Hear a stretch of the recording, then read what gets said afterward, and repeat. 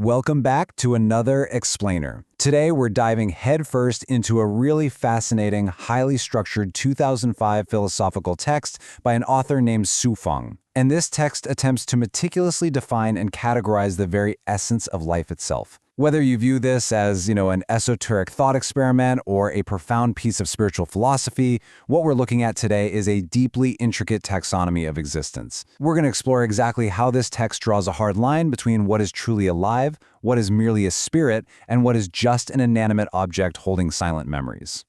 Here's our roadmap for today. We're going to cover 1. The essence of life, 2. The 8 features, 3. Humans and animals, 4. Insects and microbes, 5. The spirituality of plants, and finally, 6. Spirits, stones, and beyond. Let's get right into it. All right, Section 1, the essence of life. We have to start with the absolute baseline of existence. So, according to this text, life isn't just biology. It actually requires a highly specific three-part equation. First, you need a non-material spiritual essence. Think of it like a soul or spirit. Then, that essence has to merge with physical matter. And the glue holding them both together? Energy. Without all three of those elements interacting, you simply do not have life in the dynamic, expressive sense that the author is defining here.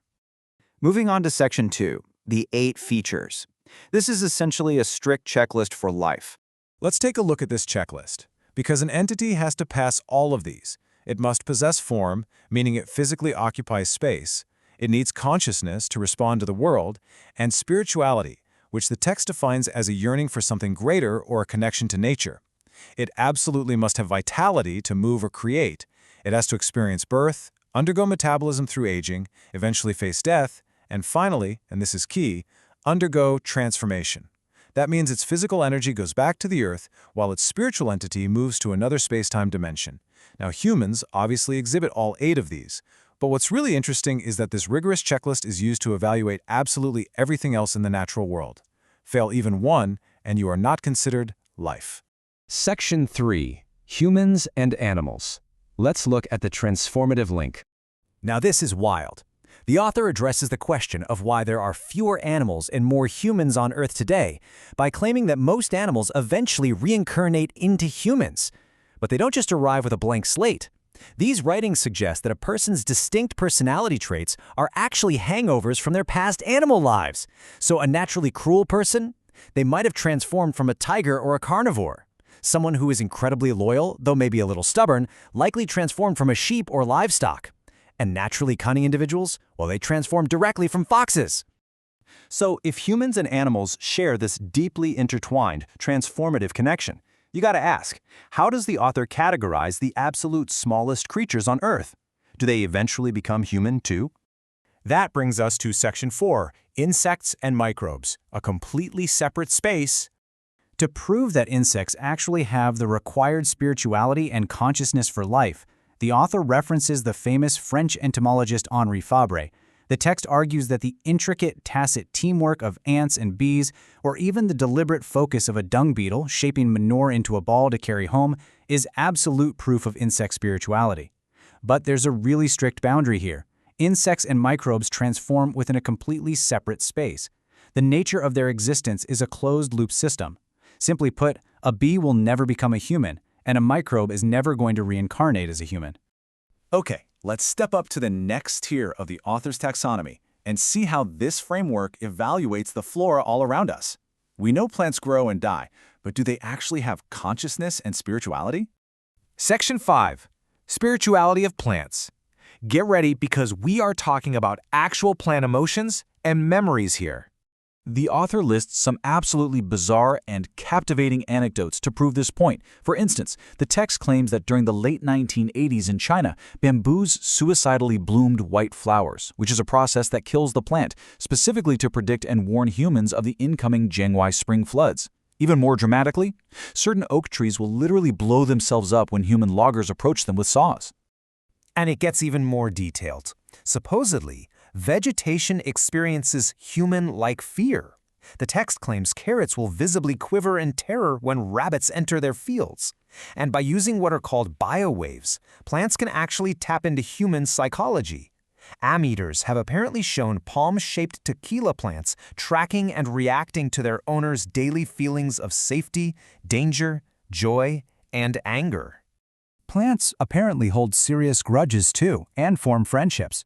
Grapevines planted next to pine trees won't bear fruit, but put them next to elms and they'll bear sour fruit out of pure frustration. Some trees will even release toxic gases within minutes of a giraffe starting to eat their leaves, intentionally forcing the animal to walk away. The overarching claim here is that plants will literally burst into tears and release angry biowaves when their branches are broken, but they'll happily flourish and fiercely protect those who play music for them and cherish them. So if plants pass the test and are considered life, how do they fulfill that transformation feature we talked about earlier? Well, there's a highly specific evolutionary ladder for flora. Non-flowering vegetation transforms into microbes after death. Flowering vegetation steps up the ladder to become insects. And vegetation that both flowers and bears fruit transforms into herbivores. Interestingly, flowering plants actually derive directly from the nimbus of the celestial world, which is exactly why they return there directly rather than ever transforming into humans or carnivores. All right, as we near the end of our explainer, we have to take this strict 8-feature checklist and apply it to the inanimate world and even the supernatural realm. Section 6. Spirits, Stones, and Beyond. Looking at the inanimate world. Think about mountains, water, the earth, and especially gems and metals. According to this worldview, they absolutely possess spirituality and memory. An old piece of metal, in this view, literally remembers its past. However, the crucial point is that while a mountain might have a metaphysical memory, it completely lacks consciousness, and it cannot transform into another life form after a period of death. Because it fails those specific features on the 8-part checklist, it's disqualified. It is spiritual, yes, but it is emphatically not life. But what about the supernatural? Ghosts, gods, devils, and supercelestial beings. Well, this is where that strict physical rule comes into play. Without a physical form, these entities fail the very first feature on the checklist. They're merely spirits. They only become life when they take on physical human form, which is exactly why figures like Jesus Christ, Lao Tzu, and Buddha Sakyamuni appeared to us in human bodies. They had to adopt a material structure to actually interact dynamically with our world. When we map out this entire taxonomy, you really see how remarkably rigid this system is when applied to incredibly mystical concepts. Humans and plants, they tick all the boxes: form, spirituality, transformation, earning the title of life. Stones have form and spirituality, but they can't transform. Spirits have spirituality and transformation, but they lack physical form. It's an absolutely uncompromising metaphysical checklist. Which brings us to our final thought for the day. Whether you view this 2005 text by Sui-Feng as profound spiritual philosophy, a poetic metaphor, or simply a wildly esoteric thought experiment, it undeniably presents a beautifully structured worldview. I mean, if the plants in your house are reading your emotions and the metals in your phone hold silent memories of the earth, how does this rigid framework shift your perspective on the world around you? It certainly forces us to question the boundaries of existence, the interconnectedness of nature, and our exact place within the whole shebang. Thanks for joining me on this explainer, and I hope this deep dive has sparked some serious curiosity. Catch you next time.